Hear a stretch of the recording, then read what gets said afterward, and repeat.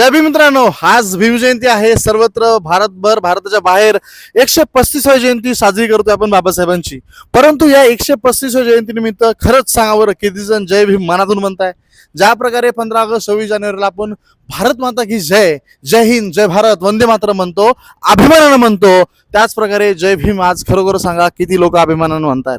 हे खरंच विचार करण्याची गोष्ट आहे. कारण तुम्हाला मला सर्वांना दिसतंय की कित्येक लोक फक्त राजकारणासाठी, त्यांच्या काही मतलबासाठी जय भीम म्हणतात. म्हणजे माझे असे कित्येक मित्र आहेत, मी जर ज्यांना जय भीम जर म्हणलो तर अशा विशिष्ट जातीवाचक व्यक्ती म्हणून बघतात किंवा हा एक वेगळंच स्माइल देतात का काय माहित माहित नाही. परंतु हा तुमच्या माझ्यातल्या भरपूर लोकांमध्ये ही गोष्ट आहे. ही गोष्ट तुम्हाला मला बदलायला लागेल, स्वतःपासून सुरुवात करायला लागेल पहिल्यांदा. कारण बाबासाहेब आपण समजून घेतलेच नाही. बाबासाहेब जेव्हा समजून घेतो तेव्हा त्यांचा दिसतो त्याग, त्यांचं दिसतं ज्ञानाची उंची, त्यांचं जे काही पदव्या घेतल्या त्यांनी त्या काळात ते शिक्षण घेतलं. आणि या सगळ्या शिक्षणातून आजकाल काय, प्रत्येकाच्या आईवडिलाचं स्वप्न असतं की माझा मुलगा शिकला, त्याला चांगली नोकरी लागली, बास, त्याच्यात चांगला फ्लॅट घेतला, गाडी घेतली, बास. परंतु बाबासाहेबांनी त्या काळात एवढ्या साऱ्या, खूप जेवढ्या डिग्र्या आता मला सांगता पण येणार नाही, एवढ्या सगळ्या डिग्र्या घेतल्या. आणि डिग्र्या घेऊन केलं काय? पैसे कमवले? अजिबात नाही. त्यांनी या भारतामध्ये असलेल्या शोषित घटकासाठी काम केलं, त्या लोकांसाठी काम केलं, त्या लोकांना, दलित ह्याच्यात जे होते पडलेले त्या लोकांना बाहेर काढलं की तुम्ही सुद्धा तेवढेच या भारतामध्ये हकदार आणि म्हणतो ना भागीदार आहात जेवढे बाकीचे आहेत. म्हणून बाबासाहेबांनी जी आपल्याला समानता शिकवली की प्रत्येक माणूस या जगात काय, या भारतात काय, सगळीकडे सर्व समान आहे. तुम्ही मोठा, तू छोटा, असं काहीच नाहीये. हे फक्त काही गोष्टीमुळे झालं, ते गोष्टी आता बोलत नाही. परंतु एवढंच सांगायचंय की मला बाबासाहेबांचे लाखो विचार आहेत, परंतु आपण 3-4 जरी विचार घेतला त्यापैकी मी जे 2-3 विचार घेतले बाबासाहेबांचे ते सांगतो. शिका, संघटित व्हा आणि संघर्ष करा. हे बाबासाहेबांचा खूप मोठा विचार आहे. जे की शिका, संघटित व्हा आणि संघर्ष करा म्हणजे काय?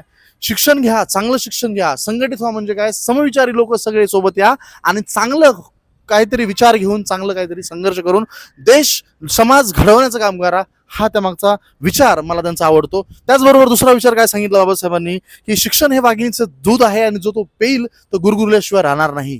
म्हणजे शिक्षण हे वाघिणीचं दूध आहे. शिक्षण म्हणजे शिक्षणाचा अधिकार, संविधानाचा अधिकार, बोलण्याचा अधिकार, मूलभूत अधिकार. हे कुणी दिले अधिकार? बाबासाहेबांनी दिले. परंतु या अधिकारामुळेच आज आपण, मी, तुम्ही सच्च्या समोर बोलू शकतोय.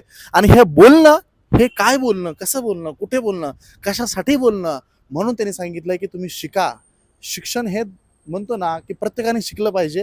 का? तर तुम्हाला संविधान काय कळलं पाहिजे, कलम काय ते कळले पाहिजे. राजकारणी लोक लबाड असतात हे तुम्हाला कळलं पाहिजे. लबाड राजकारणी कोण, खरे राजकारणी कोण, खरे समाजसेवक कोण, खोटे समाजसेवक कोण, थापा मारणारे कोण आणि काहीतरी करणारे कोण, हे कळलं पाहिजे. त्यासाठी बाबासाहेबांनी म्हटलंय की तुम्ही शिका. कारण आजही आपल्या भारतामध्ये कितीतरी लोक असुशिक्षित आहेत आणि त्याचमुळं हे राजकारणी लोक फायदा घेत आहेत. ते फायदा घेऊ नये म्हणून म्हणून बाबासाहेबांनी संविधान लिहिलंय की संविधानानुसार चाललं पाहिजे. कारण राजकारणात सगळे शिकलेले लोक जात नाही आहेत. त्यामुळं बाबासाहेबांनी तो विचार मांडला. कारण संविधान जर लिहिलं नसतं तर एक हुकुमशाही झाली असती आपल्याकडं. कुठलाच नियम नाही, कुठलाच रूल नाही. ज्याचं सरकार येईल त्यानं त्याची मनमानी केली असती. एक संविधान बुक आहे, प्रत्येक गोष्टीला एक नियम आहे आणि तो नियम बाबासाहेबांनी दिलाय. आणि तो नियम सर्वांचा विचार करून दिलेला आहे, सर्वांचा समानतेचा विचार करून दिलेला आहे. म्हणूनच बाबासाहेबांच्या या 2 विचारासोबत तिसरा जो विचार कुठला असेल तो विचार, आणि तो तिसरा विचार म्हणजे 100 वर्ष शेळी होऊन जगण्यापेक्षा 1 दिवस वाघ होऊन जगा. याचा अर्थ काय घ्यायचा आहे? शब्दशः तुम्ही अर्थ घेतलात तर 100 दिवस लाचार आणि कुणाच्या तरी ताटाखालचं मांजर होऊन जगण्यापेक्षा 1 दिवस स्वाभिमानानं जगा. तुमच्याकडे जर 2 रुपये असतील ना तर बाबासाहेब सांगायचे त्याची 1 रुपयाची भाकरी घ्या आणि 1 रुपयाचं पुस्तक घ्या. आजच्या काळात ChatGPT आहे, आजच्या काळात तुमच्या हातात मोबाईल आहे, तुम्हाला पुस्तक घ्यायची पण गरज नाहीये. तुम्ही सर्च करा, गुगलवर करा, जिमिनीवर करा, ChatGPTवर करा. प्रत्येक माणसाबद्दल तुम्हाला इन्स्टंट इन्फॉर्मेशन मिळते. तुमच्याकडे ज्या मोबाईलमध्ये रिचार्ज आहे ना तेवढ्याच पैशावर तुम्ही तुमच्या ज्या विचारवंताचे, ज्या महापुरुषाचे विचार तुम्हाला बघायचे त्यांचे विचार बघू शकता. परंतु हल्ली सोशल मीडिया आहे, माझी पण सोशल मीडियाचीच कंपनी आहे.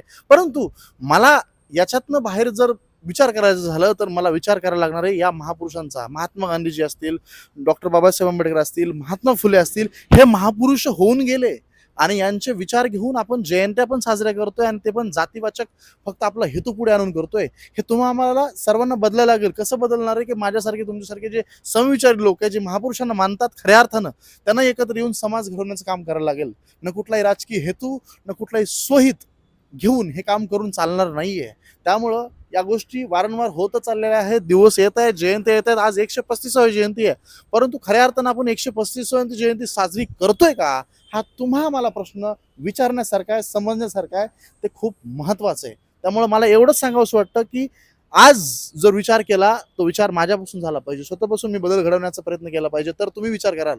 आणि हल्ली खूप बघतोय म्हणजे प्रत्येकाची जयंती, छत्रपती शिवाजी महाराज जयंती आली की विशिष्ट समाज साजरा करतो. महात्मा फुले जयंती आली की विशिष्ट समाज साजरी करतो. नंतर बाबासाहेब आंबेडकर जयंती आली की विशिष्ट समाज साजरी करतो. परंतु सर्व महापुरुषाची जयंती एकाच ठिकाणी साजरी करून त्या महापुरुषांचे विचार सर्व समाजाला सांगणं गरजेचं आहे. कारण त्यांनी सर्व समाजासाठी काम केलंय, सर्व शोषित घटकांसाठी काम केलेलं आहे आणि तो विचार आपल्याला पुढे घेऊन जायचा आहे. कारण हा विचार जर पुढे घेऊन गेलो तर खऱ्या अर्थानं भारत महासत्ताक होईल. एपीजे अब्दुल कलामचं स्वप्न जे होतं ते पूर्ण होईल. त्यामुळं तुम्हा आम्हाला फक्त हे बोलण्यापुरतं मर्यादित राहणार नाहीये. गावागावात खेड्याखेड्यात बघतोय राजकीय वातावरण शहरातल्यापेक्षा गावात बिघडलेलं आहे. आणि यासाठी काय करायला लागेल, जे शिकलेले मुलं आहेत, जे शिकलेले युवक आहेत, जे शिकलेले लोक शिक्षक आहेत किंवा भरपूर लोक शिकलेत, समजतंय सगळ्यांना चुकीचं काय वाईट काय, परंतु बोलत कोण नाहीये. बोलत कोण काय नाहीये का माझं काय चाललंय, माझं सगळं चांगलंय, माझं काय घेणं देणं, तो बोलतोय, तो बघेल, तो त्याचा विरोधक, तो माझा विरोधक नाहीये. साधी कमेंट लाईक करायला सुद्धा लोक घाबरत आहेत आजकाल, की मी त्याला जर कमेंट केली, लाईक केली त्याच्या पोस्टला, तर त्याला कळेल की मी याच्या बाजूने आहे. अशानं तुम्ही मोठे होणार नाही. कुठे गेले तुमचे विचार, कुठे गेली तुमची अस्मिता, कुठे गेला तुमचा स्वाभिमान? या बाहेर पडा आणि खऱ्याला खरं, खोट्याला खोटं म्हणायला शिका. तर तुम्ही खऱ्या अर्थानं शिकलात, संघटित झालात आणि संघर्ष करताय हे खऱ्या अर्थानं दिसणार आहे. आणि मला हे बोलायचं, मी ब्लॉगर आहे, युट्यूबर आहे, मी बोलू शकतो. परंतु माझ्यासारखे किती युट्यूबर आहेत ते असं बोलणार पण नाही आहे. कारण काय, त्यांना फक्त कॉन्ट्रोवर्सी नको आहे. त्यांना फक्त म्हणजे मी सेफ. आता ह्या व्हिडिओतून मला सुद्धा बरेच लोक म्हणतील की ह्याला लय शहाणा आहे, लय शहाणा. अहो लय शहाणा आहे, माझ्यात ती हिंमत आहे, मी बोललो तरी. तुम्ही फक्त तुमचं चांगलं चालू आहे, तुम्हाला चांगले पैसे मिळतात आहे म्हणून तुम्हाला कुठली उणीव भासत नाही. जेव्हा गोष्ट तुमच्यावर येईल ना तेव्हा तुम्हाला कळणार आहे. आणि काही गोष्टी असं असतात माहिती आहे का, फक्त वाटण्यापुरत्या नसतात ठेवायच्या. म्हणजे तुम्ही शिकलात, तुम्हाला आज 1 लाख 2 लाख पगार आहे, म्हणजे तुम्ही घडलात, म्हणजे तुम्ही यशस्वी झालात, चुकीचं आहे. फक्त यशस्वी तुम्ही तुमच्यापुरते झालात. तुम्ही खऱ्या अर्थानं त्या दिवशी यशस्वी झालात जे शिक्षण तुम्ही घेतले, त्या शिक्षणाचा फायदा तुमच्या घरासहित तुमच्या गावातील, समाजातील लोकांना होतोय, तेव्हा तुम्ही खऱ्या अर्थाने यशस्वी झालात. तोपर्यंत तुम्ही यशस्वी झालेले नाही आहेत. फक्त तुम्ही झालात, 1-2 लाख रुपये कमवत असाल, फक्त आणि फक्त तुम्ही तुमच्या घरापुरते यशस्वी झालाय. तुम्हाला पूर्ण यशस्वी व्हायचं असेल, तुम्हाला तुमच्या समाजासाठी जाऊ द्या, तुमच्या 4-5-10 लोकांसाठी जरी काम करता आलं, 2 रुपयाचं 3 रुपयाचं चांगला विचार जरी मांडता येत असेल, चांगले जे म्हणतो ना विचारहीन माणसं आहेत, ज्यांना खरे विचारवंतच कळले नाहीत, त्यांना विचार परिवर्तन करता आलं पाहिजे. तर तुमच्या शिक्षणाचा आणि त्या तुम्ही घेतलेल्या 4 गोष्टींचा फायदा होणार आहे. तोपर्यंत भेटून राहू. व्हिडिओ कसा वाटला नक्की सांगा. आणि तुम्हाला माझ्या मांडलेल्या विचारावरती, बाबासाहेबांच्या या विचारावरती कसे वागतायत, तुम्हाला काय अनुभव आले ते नक्की कमेंट करून सांगा. तोपर्यंत जय हिंद, जय भारत, जय भीम.